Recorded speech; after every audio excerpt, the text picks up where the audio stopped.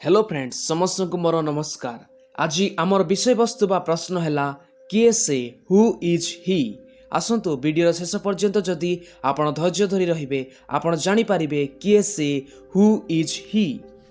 जानिबा से किए 2000 वर्ष तले एक देश रे जने छुआ जन्म हैला, किंतु मनीष जेपरी माध्यम रे जन्मे तार व्यतिकर्म रे जन्म हैला।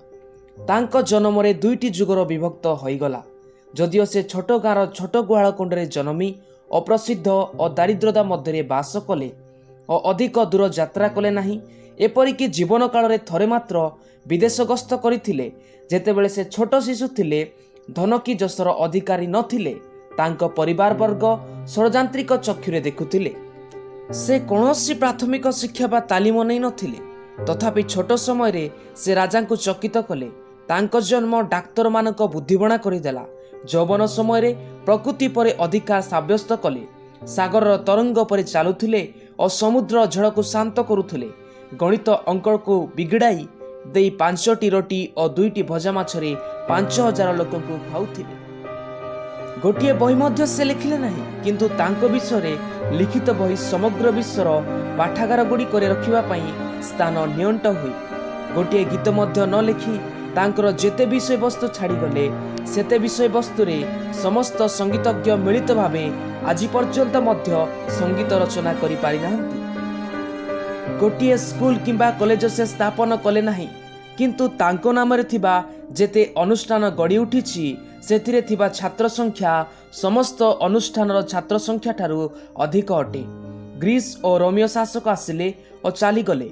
अतीतर ख्यात नाम वैज्ञानिक दार्शनिक धर्मतत्वविद आसिले और चली गले, किंतु एही व्यक्ति नाम बहुल भावे जनाशुना। जदिओ एही भितरे 2000 वर्ष बीती जाइछि, से आज मध्य जीवित। हेरोद राजा हराई पारिला नहीं, किओ बा कबरर पथर घड़ाई रखी पारिला नहीं।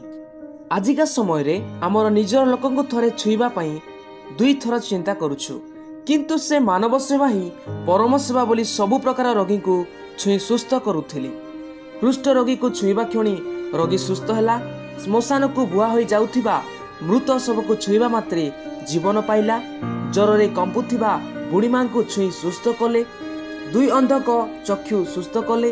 12 वर्षर प्रदर रोगी ताहांक झुंपा को छुई सुस्थ हैला। जलदर रोगी को छुई से सुस्थ कले। मृत्यु कन्या को छुई जीवन दान देले। 18 वर्षर कुबुजा स्त्री को छुई सुस्थ कले। बिना अर्थ अपथिरे असंख्य लोक को सुस्थ करुथिले। तांको जीवन रे घृणार मन नथिला। से पर कि निजर न भावी समस्त को समान भावुथिले।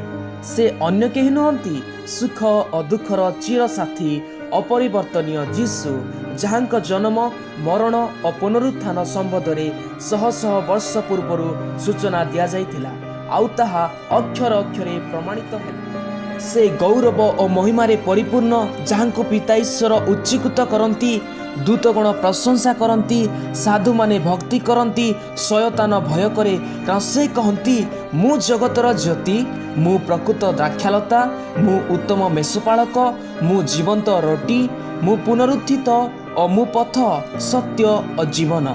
मो देई न गले के पिता निकट को जाए नहीं। तांको निकट को जीवाकु हेले पृथ्वी थिबा सृष्ट कौनसी भेटी किवा बलि देवाकु पड़ी न थाई। केवल पवन को और विद्युतर शक्ति को अनुभव करिबा परी विश्वास करिबाकु हुए और सही विश्वास निजर समस्त दंड और श्राप ठारू मुक्ति दिए।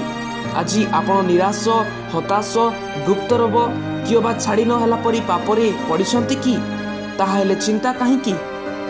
हृदय विश्वास करंतु एवं तांको नाम को सुमरण करंतु। सबु निराश हताश गुप्त रोग गुप्त पाप ठारू मुक्ति पाइबे। देखिबे आपण आ पूर्व परि नथिबे।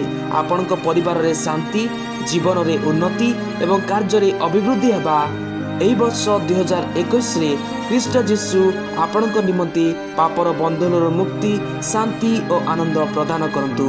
एही कामना सह आपणक शुभचिंतक यूथ ऑफ एल शेडाई आउ लेखक पालक किशोर कुमार जगत रायगड़ा।